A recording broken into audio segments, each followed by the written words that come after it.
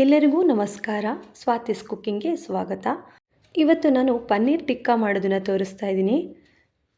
ಏನೆಲ್ಲ ಐಟಮ್ ಬೇಕಾಗತ್ತೆ ಅಂತ ಇಲ್ಲಿ ನೋಡೋಣ. ಇಲ್ಲಿ ನಾನು ಅರ್ಧ ಕೆಜಿ ಆಗೋಷ್ಟು ಪನ್ನೀರನ್ನ ತೊಗೊಂಡಿದ್ದೀನಿ. ಒಂದು ಸ್ವಲ್ಪ ದೊಡ್ಡ ಸೈಜಲ್ಲಿ ಕಟ್ ಮಾಡ್ಕೊಂಡು ಇಟ್ಕೊಂಡಿದ್ದೀನಿ. ಫಸ್ಟ್ ಇಲ್ಲಿ ನಾವು ಪನ್ನೀರನ್ನ ಮ್ಯಾರಿನೇಟ್ ಮಾಡ್ಕೊಳ್ಬೇಕಾಗತ್ತೆ. ಈ ಮ್ಯಾರಿನೇಟ್ ಮಾಡ್ಕೊಳ್ಳೋಕ್ಕೆ ಏನೆಲ್ಲ ಬೇಕಾಗತ್ತೆ ಅಂತ ಇಲ್ಲಿ ನೋಡೋಣ. 2 ಸ್ಪೂನ್ ಆಗೋಷ್ಟು ಗಟ್ಟಿ ಮೊಸರನ್ನ ನಾನು ಇಲ್ಲಿ ತಗೊಳ್ತಾ ಇದ್ದೀನಿ.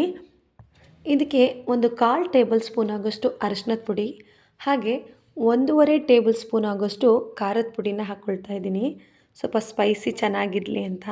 ಹಾಗೆ ಒಂದು ಅರ್ಧ ಟೇಬಲ್ ಸ್ಪೂನ್ ಆಗೋಷ್ಟು ಜೀರಿಗೆ ಪುಡಿನ ಹಾಕ್ಕೊಳ್ತಾ ಇದ್ದೀನಿ. ಅರ್ಧ ಟೇಬಲ್ ಸ್ಪೂನಷ್ಟು ಗರಂ ಮಸಾಲ, 1 ಟೇಬಲ್ ಸ್ಪೂನಷ್ಟು ಕಸೂರಿ ಮೇಥಿ, ಹಾಗೆ ಅರ್ಧ ಟೇಬಲ್ ಸ್ಪೂನಷ್ಟು ಚಾಟ್ ಮಸಾಲ ಹಾಕ್ಕೊಳ್ತಾ ಇದ್ದೀನಿ. ಹಾಗೆ ಒಂದು ಅರ್ಧ ಟೇಬಲ್ ಸ್ಪೂನಷ್ಟು ಉಪ್ಪು, 1 ಟೇಬಲ್ ಸ್ಪೂನಷ್ಟು ಶುಂಠಿ ಬೆಳ್ಳುಳ್ಳಿ ಪೇಸ್ಟ್ನ ಹಾಕ್ಕೊಳ್ತಾ ಇದ್ದೀನಿ. ಇಲ್ಲಿ 1.5 ಟೇಬಲ್ ಸ್ಪೂನ್ ಆಗೋಷ್ಟು ಕಡಲೆ ಹಿಟ್ಟನ್ನು ನಾನು ತೊಗೊಳ್ತಾ ಇದ್ದೀನಿ.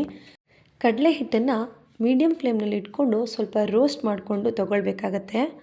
ಇದನ್ನೆಲ್ಲ ಸೇರಿಸಿ ಚೆನ್ನಾಗಿ ಮಿಕ್ಸ್ ಮಾಡ್ಕೊಳ್ಬೇಕಾಗತ್ತೆ. ಇಲ್ಲಿ ನಾವು ಗಟ್ಟಿ ಮೊಸರನ್ನೇ ಉಪಯೋಗಿಸ್ಕೊಳ್ಬೇಕು. ನಾವು ಮಾಡ್ಕೊಳ್ಳೋವಂಥ ಪೇಸ್ಟು ತಿಕ್ಕಾಗಿ ಬರಬೇಕಲ್ವ, ಅದಕ್ಕೆ ನೀರು ಮೊಸರು ಆಗಿಬಿಟ್ರೆ ಈ ಪೇಸ್ಟ್ ಕೂಡ ನೀರಾಗಿಬಿಡುತ್ತೆ.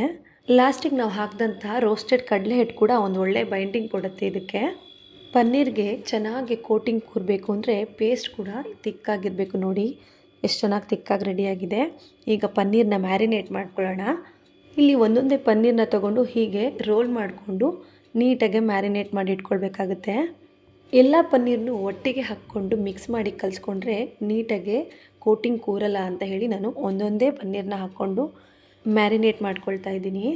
ಪನ್ನೀರನ್ನ ಎಷ್ಟು ಹೊತ್ತು ನಾವು ಮ್ಯಾರಿನೇಟ್ ಮಾಡಿಟ್ಟಿರ್ತೀವೋ ಟೇಸ್ಟು ಅಷ್ಟು ಚೆನ್ನಾಗಿ ಬರುತ್ತೆ. ಕಡಿಮೆ ಅಂದರೆ ಒಂದು ಅರ್ಧ ಗಂಟೆನಾದರೂ ಮ್ಯಾರಿನೇಟ್ ಮಾಡಿಡಬೇಕಾಗತ್ತೆ. ಜಾಸ್ತಿ ಅಂದರೆ ಒಂದು 5ರಿಂದ 6 ಗಂಟೆ ಕಾಲ ಮ್ಯಾರಿನೇಟ್ ಮಾಡಿಟ್ರೆ ಟೇಸ್ಟ್ ತುಂಬಾ ಚೆನ್ನಾಗಿ ಬರುತ್ತೆ. ನೋಡಿ, ನಾನು ಆಗಲೇ ಹೇಳಿದಾಗೆ ಒಂದೊಂದೇ ಪನ್ನೀರ್ ಕ್ಯೂಬ್ಸ್ನ ತೊಗೊಂಡು ಮ್ಯಾರಿನೇಟ್ ಮಾಡಿ ಇಟ್ಕೊಳ್ತಾ ಇದ್ದೀನಿ. ಜಾಸ್ತಿ ಹೊತ್ತು ಮ್ಯಾರಿನೇಟ್ ಮಾಡಿಡೋದ್ರಿಂದ ಉಪ್ಪು ಖಾರ ಮಸಾಲೆ ಎಲ್ಲ ಚೆನ್ನಾಗಿ ಹಿಡಿದಿಟ್ಕೊಳ್ಳುತ್ತೆ. ಅರ್ಧ ಗಂಟೆಗಿಂತ ಜಾಸ್ತಿ ನಾವು ಮ್ಯಾರಿನೇಟ್ ಮಾಡೋದಾದರೆ ಫ್ರಿಡ್ಜ್ನಲ್ಲಿ ಇಟ್ಕೊಳ್ಬೇಕಾಗತ್ತೆ. ಇದು ರೆಡಿ ಇದೆ ನೋಡಿ. 5 ಅವರ್ ಆದಮೇಲೆ ನಾನು ನಿಮಗೆ ತೋರಿಸ್ತಾ ಇದ್ದೀನಿ. ಪನ್ನೀರನ್ನ ಈಗ ನಾವು ಗ್ರಿಲ್ ಮಾಡ್ಕೊಳ್ಬೇಕು. ನಾನು OTGನಲ್ಲಿ ಮಾಡೋದ್ರಿಂದ ಸ್ಟೀಲ್ ರಾಡ್ಗೆ ನಾನು ಪನ್ನೀರನ್ನ ಹಾಕ್ಕೊಳ್ತಾ ಇದ್ದೀನಿ. ಇಲ್ಲಿ ಪನ್ನೀರ್ ಜೊತೆಗೆ ನಾವು ಕ್ಯಾಪ್ಸಿಕಮ್ಮು ಹಾಗೆ ಈರುಳ್ಳಿ ಕೂಡ ನಾವು ಉಪಯೋಗಿಸ್ಕೊಳ್ಬೋದು. ಇಲ್ಲಿ ನಾನು ಬರೀ ಪನ್ನೀರ್ ಮಾತ್ರ ತೊಗೊಂಡಿದ್ದೀನಿ. ನೋಡಿ, ಹೀಗೆ 1 ಬೈ 1 ಸ್ವಲ್ಪ ಗ್ಯಾಪ್ ಬಿಟ್ಕೊಂಡ್ಬಿಟ್ಟು ಪನ್ನೀರನ್ನ ಹಾಕ್ಕೊಳ್ಬೇಕಾಗತ್ತೆ. ಪನ್ನೀರನ್ನ ಗ್ರಿಲ್ ಮಾಡ್ಕೊಳ್ಳೋಕ್ಕೆ OTG ಅಥವಾ ಅವನ್ ಬೇಕೇ ಬೇಕು ಅಂತೇನಿಲ್ಲ. ದೋಸೆ ತವದ ಮೇಲೆ ಕೂಡ ನಾವು ಮಾಡ್ಕೊಳ್ಬೋದು ಈಸಿಯಾಗಿ. ಹೊರಗಡೆ ಅಂಗಡಿಗಳಲ್ಲಿ ವುಡನ್ ಸ್ಟಿಕ್ ಕೂಡ ಸಿಗುತ್ತೆ. ಹೀಗೆ ದೋಸೆ ತವದಲ್ಲಿ ಮಾಡುವಾಗ ನಾವೇ ರೋಟೇಟ್ ಮಾಡಿ ಗ್ರಿಲ್ ಮಾಡ್ಕೊಳ್ಬೇಕಾಗತ್ತೆ. ನೋಡಿ, ನಾನು ಎಲ್ಲ ಸ್ಟೀಲ್ ರಾಡ್ಗೂ ಪನ್ನೀರನ್ನ ಹಾಕ್ಕೊಂಡು ರೆಡಿ ಇಟ್ಕೊಂಡಿದ್ದೀನಿ. ಈಗ ನಾನು ರೋಟಿಸರಿ ರಾಡ್ಗೆ ಇದನ್ನು ಫಿಕ್ಸ್ ಮಾಡ್ಕೊಂಡು ಇಟ್ಕೊಂಡಿದ್ದೀನಿ ನೋಡಿ. ನೆಕ್ಸ್ಟ್ ಇಲ್ಲಿ ನಾನು OTGನಲ್ಲಿ ಮಾಡೋದ್ರಿಂದ OTGನ ಪ್ರೀ ಹೀಟ್ ಮಾಡ್ಕೊಳ್ಬೇಕಾಗತ್ತೆ. 10 ನಿಮಿಷ ನಾನು ಪ್ರೀ ಹೀಟ್ ಮಾಡ್ಕೊಳ್ಳೋಕ್ಕೆ ಬಿಟ್ಕೊಂಡಿದ್ದೀನಿ. 10 ನಿಮಿಷ ಆದಮೇಲೆ ನಾನು ಈಗ ರೋಟಿಸರಿ ರಾಡ್ನ ಫಿಕ್ಸ್ ಮಾಡ್ಕೊಳ್ತಾ ಇದ್ದೀನಿ. ರೋಟಿಸರಿ ರಾಡ್ನ ಫಿಕ್ಸ್ ಮಾಡ್ಕೊಂಡಾಗಿದೆ. ಈಗ ಇದನ್ನು ಕ್ಲೋಸ್ ಮಾಡ್ಕೊಳ್ತಾ ಇದ್ದೀನಿ ನಾನು. ಇಲ್ಲಿ ಟೆಂಪ್ರೇಚರ್ ಬಂದು 180 ಡಿಗ್ರಿ, ಹಾಗೆ ಫಂಕ್ಷನ್ನು ರೋಟಿಸರಿ. ಟೈಮಿಂಗ್ಸು 15 to 20 ಮಿನಿಟ್ಸ್ ಆದರೆ ಸಾಕಾಗುತ್ತೆ. ಜಾಸ್ತಿ ಗ್ರಿಲ್ ಆಗಿಬಿಟ್ರೆ ಪನ್ನೀರು ಹಾರ್ಡ್ ಆಗಿಬಿಡುತ್ತೆ. ಪನ್ನೀರ್ ಟಿಕ್ಕಾ ಮಾಡೋದು ತುಂಬಾ ಈಸಿ, ಹಾಗೆ ಟೇಸ್ಟ್ ಕೂಡ ತುಂಬಾ ಚೆನ್ನಾಗಿರುತ್ತೆ. ಬಿಸಿಯಾಗಿರುವಾಗ ಪನ್ನೀರ್ ಟಿಕ್ಕಾ ತಿಂದರೆ ಟೇಸ್ಟ್ ಮಾತ್ರ ತುಂಬಾ ಚೆನ್ನಾಗಿರುತ್ತೆ. ಯಾಕೆಂದರೆ ಬಿಸಿ ಇರುವಾಗ ಸಾಫ್ಟಾಗೇ ಇರುತ್ತೆ ಪನ್ನೀರು. ನೋಡಿ, ಪನ್ನೀರ್ ಟಿಕ್ಕಾ ರೆಡಿಯಾಗಿದೆ.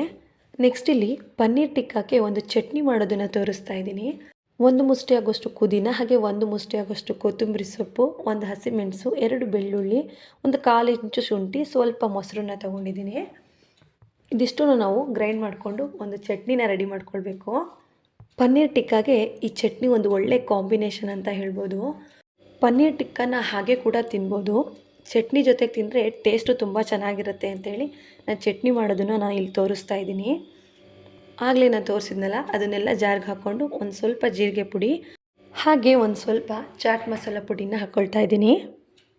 ನೆಕ್ಸ್ಟ್ ಇಲ್ಲಿ ನಾನು ರುಚಿಗೆ ತಕ್ಕಷ್ಟು ಉಪ್ಪನ್ನು ಹಾಕ್ಕೊಳ್ತಾ ಇದ್ದೀನಿ. ಲಾಸ್ಟಿಗೆ ನಾನು ಮೊಸರನ್ನ ಸೇರಿಸ್ಕೊಂಡು ಗ್ರೈಂಡ್ ಮಾಡ್ಕೊಳ್ತಾ ಇದ್ದೀನಿ. ಇಲ್ಲಿ ನೀರು ಹಾಕ್ಕೊಳ್ಬಾರ್ದು, ಮೊಸರು ಹಾಕ್ಕೊಂಡೆ ಗ್ರೈಂಡ್ ಮಾಡ್ಕೊಳ್ಬೇಕಾಗತ್ತೆ. ಇದನ್ನು ತುಂಬ ನೈಸಾಗಿ ಗ್ರೈಂಡ್ ಮಾಡ್ಕೊಳ್ಬೇಕು. ರೆಡಿ ಇದೆ ನೋಡಿ. ಈಗ ಒಂದು ಬೌಲ್ ತೊಗೊಂಡು ಒಂದು ಸ್ವಲ್ಪ ಮೊಸರನ್ನ ಹಾಕ್ಕೊಳ್ತಾ ಇದ್ದೀನಿ ನಾನು. ಜಾಸ್ತಿ ಮೊಸರು ಸೇರಿಸ್ಕೊಂಡ್ರೆ ಚಟ್ನಿ ತುಂಬ ಲೈಟ್ ಆಗಿಬಿಡುತ್ತೆ. ಸೊ ಸ್ವಲ್ಪನೇ ಮೊಸರು ತೊಗೊಂಡು ನಾವು ಮಾಡಿಟ್ಕೊಂಡಿದ್ವಲ್ಲ ಆ ಚಟ್ನಿನ ಮಿಕ್ಸ್ ಮಾಡ್ಕೊಳ್ತಾ ಇದ್ದೀನಿ. ಈ ಚಟ್ನಿನ ಮೊಸರು ಜೊತೆ ಮಿಕ್ಸ್ ಮಾಡೋದ್ರಿಂದ ಸ್ವಲ್ಪ ಮೈಲ್ಡ್ ಆಗುತ್ತೆ ಅಂತ ಹೇಳಿ ಸ್ವಲ್ಪ ಚೆನ್ನಾಗಿ ಮಿಕ್ಸ್ ಮಾಡ್ಕೊಳ್ಬೇಕು. ಇಲ್ಲಾಂದರೆ ಫಸ್ಟಿಗೆ ಕರ್ಡನ್ನ ಚೆನ್ನಾಗಿ ಬೀಟ್ ಮಾಡ್ಕೊಂಡು ಕೂಡ ಲಾಸ್ಟಿಗೆ ಈ ಚಟ್ನಿನ ಹಾಕ್ಕೊಳ್ಬೋದು. ಲಾಸ್ಟಲ್ಲಿ ಒಂದು ಸ್ವಲ್ಪ ರುಚಿಗೆ ತಕ್ಕಷ್ಟು ಉಪ್ಪನ್ನು ಹಾಕ್ಕೊಂಡು ಚೆನ್ನಾಗಿ ಮಿಕ್ಸ್ ಮಾಡ್ಕೊಂಡ್ಬಿಟ್ರೆ ಆಯಿತು. ಚಟ್ನಿ ರೆಡಿಯಾಗಿದೆ ನೋಡಿ. ಪನ್ನೀರ್ ಟಿಕ್ಕ ಜೊತೆಗೆ ಈ ಚಟ್ನಿ ಸೂಪರ್ ಕಾಂಬಿನೇಷನ್ ಅಂತ ಹೇಳ್ಬೋದು.